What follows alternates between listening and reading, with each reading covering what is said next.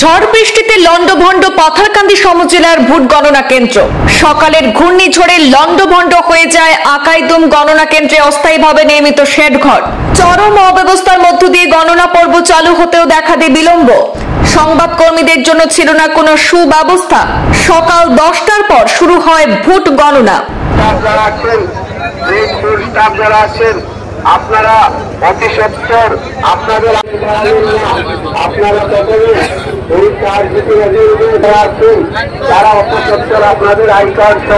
সমজেলা ঘোষণা হওয়ার পর পাথারকান্দি বিধানসভা কেন্দ্রে অর্থাৎ পাথারকান্দি সমজেলায় সেখানে আকাইদুমে স্ট্রং রুম করা হয়েছে, কিন্তু আজ সকালের প্রচন্ড ঘূর্ণিঝড়ে একেবারে লন্ডভন্ড করে দেয় আকাইদুম গণনা কেন্দ্রে অস্থায়ীভাবে নির্মিত শেড ঘর।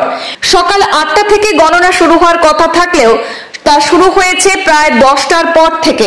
লাইনে দাঁড়িয়ে অভিযোগ করেছেন কাউন্টিং এজেন্টরা। তাদের অভিযোগ, পাথারকান্দি গণনা কেন্দ্রের চরম অব্যবস্থার মধ্য দিয়ে চলছে ভোট গণনা। অন্যদিকে সংবাদ মাধ্যমের জন্য সেখানে কোনো সুব্যবস্থা ছিল না, সাংবাদিকদের বসার জন্য কোনো জায়গা রাখা হয়নি। পরবর্তীতে তারা সংবাদ বয়কট করার প্রতিবাদ জানালে সাংবাদিকদেরকে বসার জায়গা দেওয়া হয়েছে সেখানে।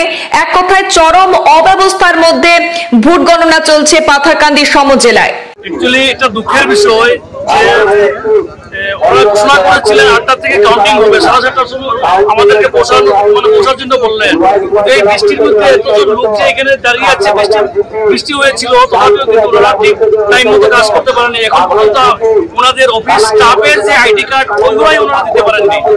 আজ আমাদের খুব অসুবিধা হচ্ছে। গণনা শুরু হবে আপনার খাগড়াবাজার জিপি, লয়ের জেটপিসি, তারপর রানাপিয়ার জেটপিসি, কলকাতা জিপি, আর বাগন জিপি একটা আছে, বাগন জিপি।